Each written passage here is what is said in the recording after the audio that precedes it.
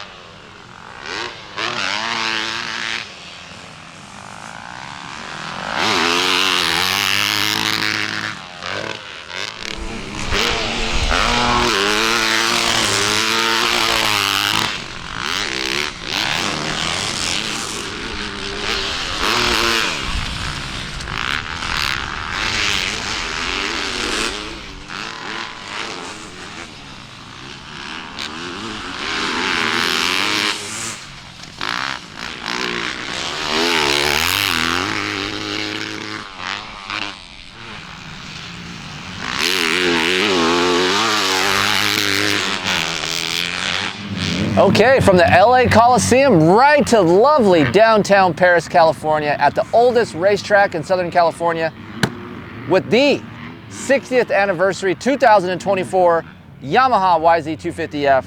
Kenny Day, Kris Keefer, how you guys doing? Full day of riding here at Perris Raceway. This is a good track to actually do a test on this bike. I rode a 450 a little bit earlier today. It's a lot of bike for this track, so 250F. Tight, ruddy for Southern California standards. This is probably the biggest ruts, deepest ruts, the longest ruts that we'll find here near the Los Angeles area within a 4-hour radius. So great test for the Yamaha.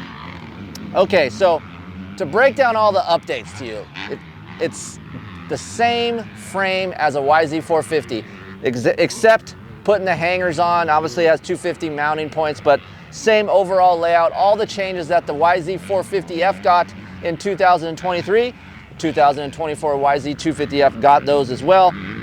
Little bit of changes within the engine, of course. Timing chain has been beefed up. The valve train is a little bit different.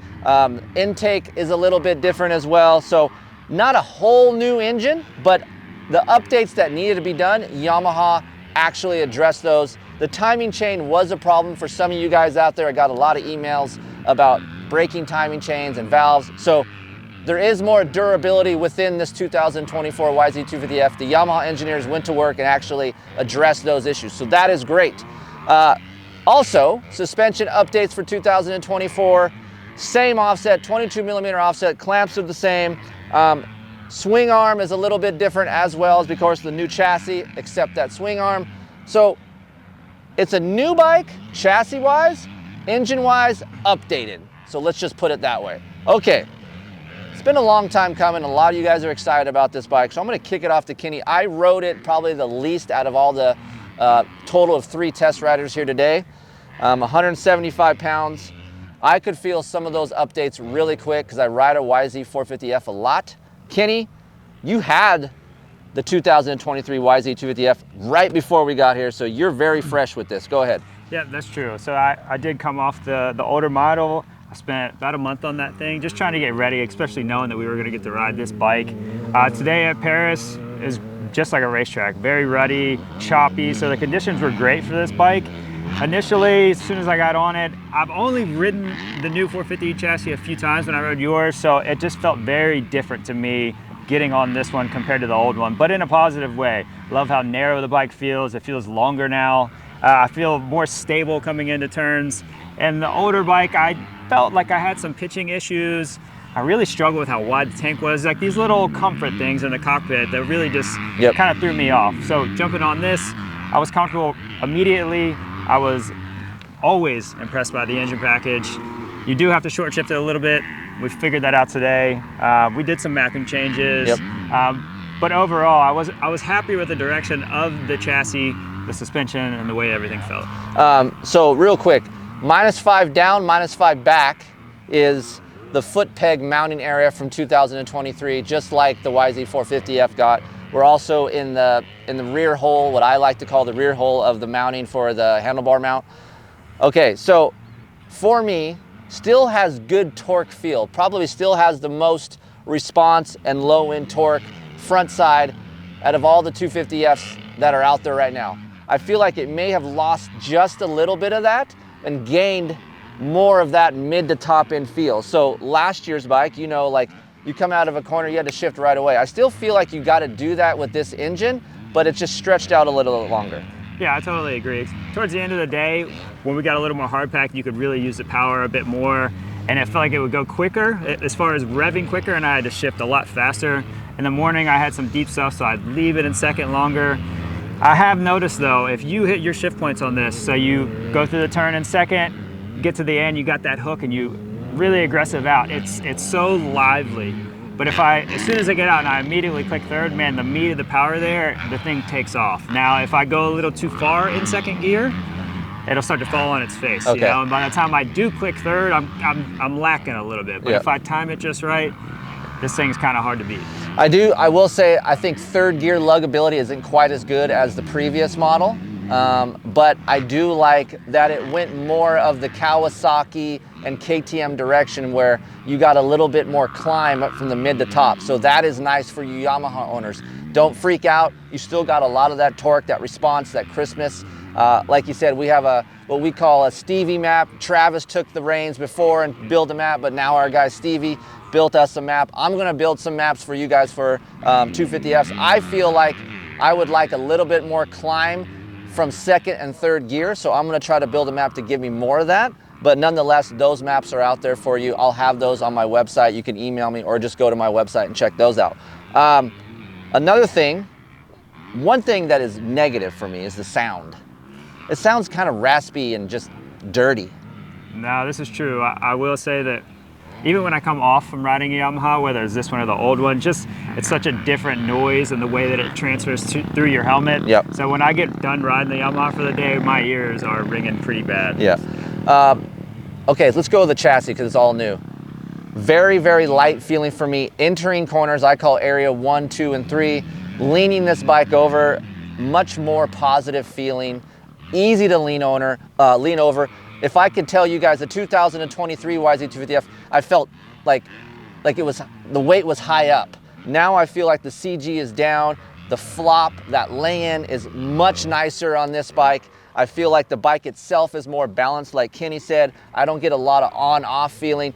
And to go with the engine, my roll in, as I'm rolling these corners, I don't get that jerkiness that I have from the 2023. I don't know if you noticed that from last year's bike. I did notice that from last year's bike. It was very on-off. So I'd come into the turns, I felt like I had a lot of push in, and I'd come out and have a lot of squat coming out. So the balance is better for sure now. I do think this thing, it's still at times a little hard to pitch in. Yep. We did some clicker changes to get to a point where I felt a little more comfortable. I do feel like this shines in the early parts of the rut. So if you're really charging in hard, just that first initial where you need to just kind of taper in and get through the rut, it does that really well. Yeah. So the old one, not so much. I feel like I used to just come in really hot, and as soon as I got in, I would almost stand up. So we kind of eliminated that weight transfer feel that I used to feel. Still has a lot of similarities for me from the YZ450F. Look, it's a stiffer natured frame. I feel like comfort isn't quite as good as the 23 YZ250F, but more precise. It's more of a race type feel machine. I don't got a lot of that wallow feel from the 23 that I do on the 24. It's a more positive feeling. So with some of that positivity, you're going to get a little bit of a stiffer, maybe slightly more rigid feel, especially on the edges of your tires. When I'm trying to set up coming across the track into a rut, I do notice a little bit of deflection and a little bit of firmness, just like I did on the YZ450F. There are things that you can do to address that. We did notice that the fork was a little bit soft, not only for my son, which is 140 pounds, you're 145 pounds, I'm 175. We went +4 compression total on the fork, at least I did. They went +2, which is for me in 2, in 4. If you need to stiffen that up, you can. We also wanted to slow that action down from this KYB fork. So here at Perris, steep jumps, ruddy, so you're always constantly on throttle, wide open then off, so you want a little bit more hold up. Going slower on the rebound really does help this. 105 millimeter on the shock sag. We experienced a little bit with high speed compression. My kid wanted to squat a little bit, which we'll talk about with him, but you can mess around with high speed compression to act like a ride height. If you don't want to change your sag, which I don't really recommend varying off too much between 104 to 105, high speed comp is actually really good for you guys to experiment with. There's a beefy spring on this, so I feel like if you're light, you may need to go to a lighter spring. But nonetheless, the chassis itself is much friendlier, much slimmer, easier to maneuver, similar to the YZ450F. The power, I would say, isn't as positive as the chassis. I think we gained a little bit of positivity from the engine, but for me, the chassis is much more racer friendly, so to speak. Guys that really want to get into it and have fun and really slam into things, the harder you push, the better this bike works. Yeah, I totally agree. At times you might feel like some rigidity, like you said, some of the chatter and stuff, but I did notice at the end of the day where it really got chattery, whether into the corners or out, the harder I charged on the thing, I felt better. So if I was off throttle, I felt some chatter, but if I charged into the turns, I was really comfortable. Any other negatives for you? I can name one. I'm gonna say the seat's very slippery for me. That's one. Grip. So let's elaborate on that. Seat is a little bit slippery, which is whatever. Yeah, you're gonna buy a seat cover. But the shape of the foam, whoo, man, your monkey butt. A lot of test riders here today like had some monkey butt and felt it. Just the shape and how narrow the seat is, and it's firm, which is fine with me, but aftermarket companies such as Guts and Seat Concepts, they're making a flatter seat where you can put your butt cheeks and your butt bones right on there. I just feel like I don't have a very, very big butt, neither do you. And then my butt cheeks just creep over the side of this, and now you're hitting the side of the subframe. So need a little bit of a wider seat, maybe a little bit grippier seat. I'll go on to my other nitpicking. Front brake, not a huge fan of the stock front brake. No, not initially. Right. Once about an hour and a half in, it got a little bit better, but it's touchy. Yeah. It's not progressive. No. It's on or it's off. I've watched Aden crash, and I crashed myself. Same exact way. Aden crashed on his own. That's not the front brake. That was on Aden. But I will say that I do the Dubach special. If you guys want to know what that is, it's a KTM master cylinder with an older YZ caliper, very linear, very strong. That's what I do to my bikes, and it's awesome on this bike. But overall, Yamaha did a great job. I feel like it's going to be hard to beat this bike in shootouts, just simply because of now you still have that nice engine feel, but now you have a chassis to back it up. I agree. I'm also very excited to just do some adjustability to this thing, change gearing, maybe even run the axle farther back. Just all these little things cockpit-wise we can do. I will say a highlight and a positive for me is the foot peg change. That was always a negative for me on the older Yamahas. How tall are you? 5'6", 5'6", and some okay. change. So when the foot pegs were higher and forward, I always felt like I was just way up and hovering. Yeah. Now I feel like I'm in a good central location. Yep, so even you guys that are 5'6" still need to open the cockpit more, even if you're on an older Yamaha. So you can probably thank Yamaha for listening to some of us that needed some of that room. So hopefully Kenny can ride this more. We're gonna talk to Aden now and see what he thinks, but 2 thumbs up?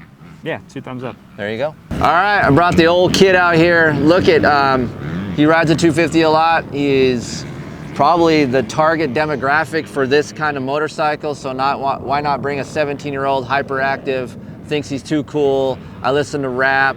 Well, you're getting better on the music side of things. Yeah, I haven't really listened to rap much. It's more of like old like pop. Old rock and roll? Yeah. Oh, good. More You're of that. coming around a little bit. And of course, B-class kid here. Give us the stats, age, class, weight. So I am 17, I weigh 140 pounds, and I'm riding 250B and Schoolboy 2. Okay, so you're coming off of Kawasaki. That's what you've been racing all year. Yeah. You get to ride a lot of bikes because we have bikes in the shop, Yeah. and you get to try different things. But more importantly, he did do the YZ250F intro in 2022. I did it in, I want to say 21 and 22. Okay. So And- you're familiar with the bike? Yes. And we've gone out and do some test days because you thought you may wanted to ride a Yamaha, but Yeah. then you rode it and you weren't a big fan of the old bike. The only reason why I wasn't a big fan of the bike was just because of how Wide. wide it was. Yeah. Yeah. So he was really complaining about how wide it was, and I was like, it's just something you get used to, but he didn't want it. But you did like the power. I did. I really like the power. I was like, I wish my 250 came stock like this, because that way I'd know when I'd build it, it'd be a rocket ship. So even though, what do you like about this power plant on the 2024 YZ250F? compared to last year's bike, Just overall feeling. so we'll go off my Cowie because that's what I've been riding more. The bottom, this has way more bottom end. Like initially, like the crack of the throttle, you can feel it way more. Okay. And then the mid to top, I feel like it kind of pulls. They kind of like the same by the Cowie, but I feel like this pulls maybe just a little bit longer. So there is, I feel like, and I agree with Aiden, there is more torque feel. And torque feel can be on the low end or the mid range, just depending on where you are in the power. But I will say this, to me, I still feel like the KX250 may pull a little bit farther in second and third gear versus this bike. I agree. But the other thing about this you guys got to think about is how much torque you have. And this has more torque, so this can be short shifted easier than the Green Machine. Yes. So Green Machine can pull each gear a little bit longer, can't be short shifted. This bike can't go as long, but can be short shifted. So just depending how you ride the bike. And I guess you kind of learned that. Yeah, I kind of learned like throughout the day. I was kind of struggling in areas like area 2 and 3 of the corner. I was kind of struggling, kind of like losing power, because for some reason second gear this year on this bike, it just, you can't. Goes really quick? It goes really quick through the power, and you gotta shift it immediately. And then once you hit third, it kind of, it's like whoa. So then you gotta clutch the crap out of it. Yeah. So if you guys are wondering, this is a very free feeling engine. It spools up really quick.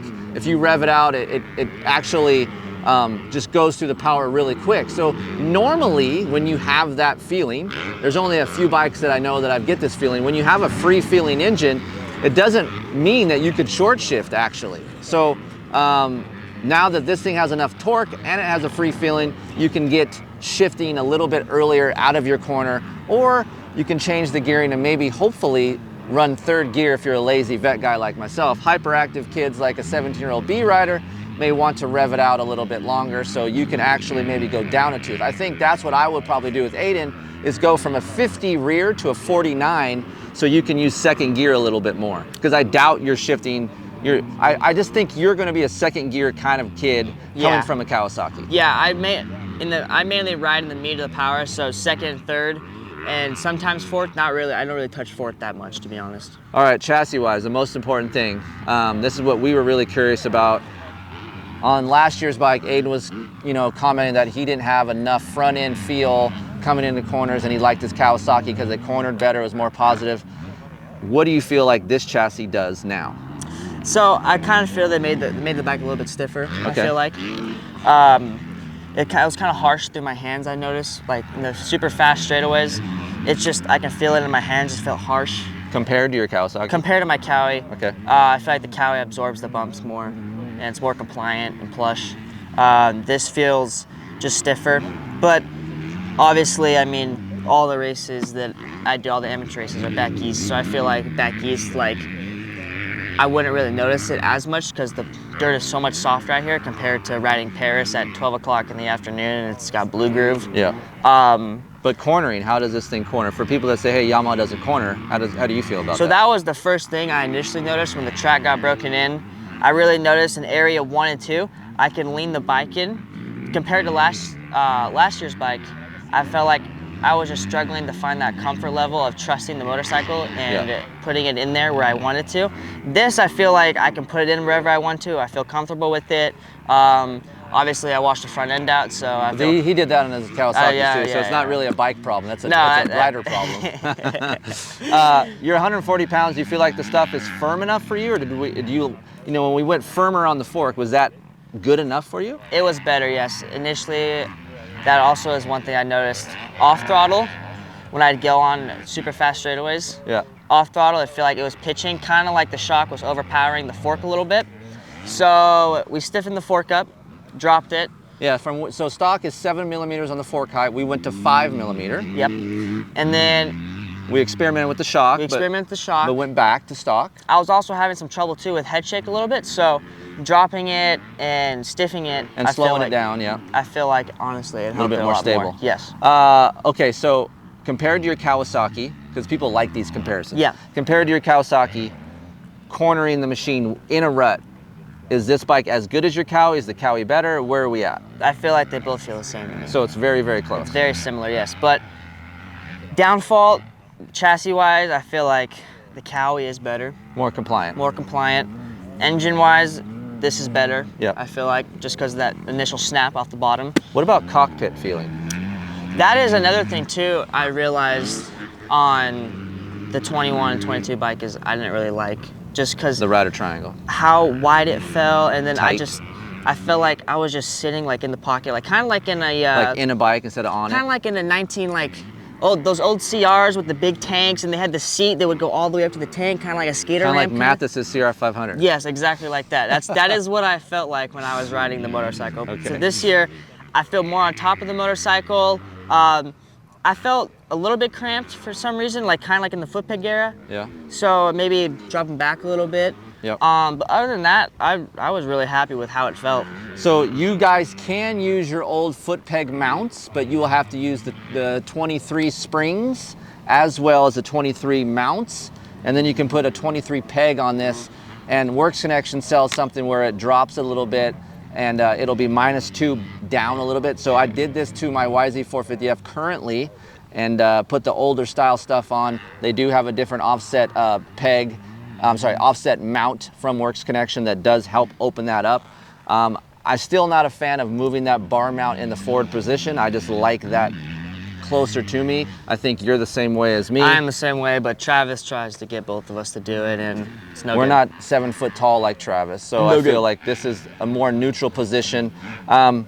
So for you, you were very excited about riding this bike. I was super excited. Does it meet your expectations? Are you happy now that we're gonna leave here? Are you still as happy? So I'm gonna be completely honest. Yes, please. The first couple times I rode the bike, I was like, dang it, like I don't like it as much just because of how the bike felt. I didn't feel comfortable with it, but once we made the changes, kind of fidgeted with it a little bit, and then I went back out, no problems at all. I felt like old Aden, I can hop bumps, charge into things like I normally do, and I felt comfortable on it. So you love the engine? I do love the engine, yes.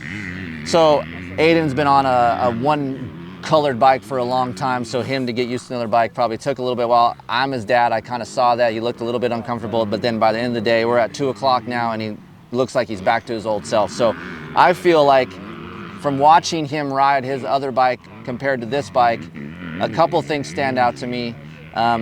I feel like he didn't get in his corners as good as the Kawasaki, but then later in the day, he was as good. And for me, he looks more in control on the straightaways.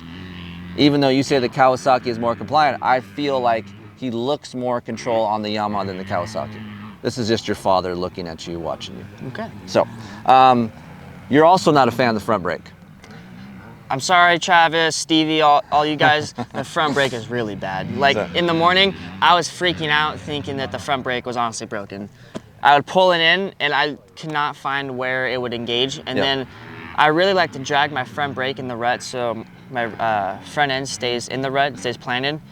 And I kept stabbing my corners, which I also think was mainly my fault, but also too, I just couldn't find where it engaged. So it was kind of messed me up a little bit. But like Kenny said, once it got broken in, an hour on it. Got a little bit used to it. It got a little bit used to it, yes, but still, it's off and on. So it's a little bit of a not big window for this front brake. Again, you can go to that brake mod to help you. Clutch to me feels really good. I'm a big cable guy. I'm fine with the cable clutch. You came from a hydraulic clutch. Do you care about that at all? At first, I didn't really like it as much, just because you got to get used to adjusting it and the feel of it. A hydraulic clutch, I feel like you don't have to adjust it. You don't have to adjust it, and you don't have to worry about it.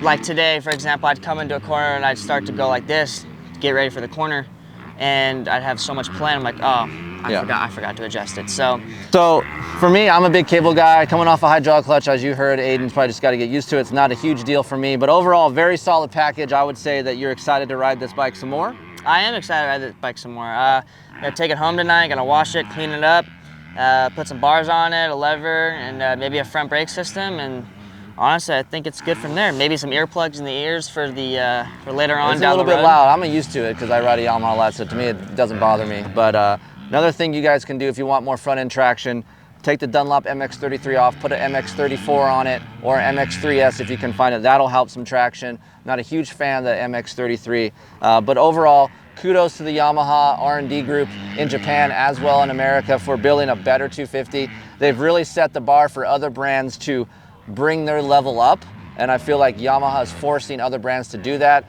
They have been for several years now, and now that we're seeing the evolution of this bike, and now we're on the same frame as a 450, I think we're going to figure this bike out a little bit more and get a little bit more compliant and a little bit more straight line stability. But easy to ride, fun to ride, that's the main point. And stay tuned, of course, over at KeeferInkTesting.com. I will have a full breakdown of the machine, specs, mods, tips, tricks, maps. Very easy. And even though we played with the maps today, it's very self-explanatory. You have 2 maps. So just so you guys know before I leave here, when you buy your YZ250F at the dealership, you can change the map and it'll change blue, but there is no maps in it. They're all zeros. So even if you're on a blue light or no blue light, there's nothing in it. You have to put the map inside of it. So just know that. I got a couple emails saying, hey, I'm on the blue map. I go, what'd you put in? He's like, nothing, I just got it from the dealership. It doesn't matter, it's the same map, you're on 0. So we'll have those maps up on my website, you can check it out, and we're gonna experiment more and get a little bit of a longer length YZ250F. So stay tuned for that. Any questions, as usual, Kris at KeeferInkTesting.com. Happy to help you guys out. Our door is open for you. And of course, stay tuned for more information on RacerXOnline.com. We have a ton of stuff on our YouTube channel, so make sure you check that out, as well as 12 issues, $30. Do you read a magazine? I'm not gonna lie, the last one that came out, I read a little bit of it. All right, so he's coming around, folks. You know, you parents out there, you know what I'm talking about. 17 years old, oh my gosh. He's coming around though, so happy about that. Stay tuned, we're gonna come back around too as well to RacerXOnline.com. See you guys later. See you guys.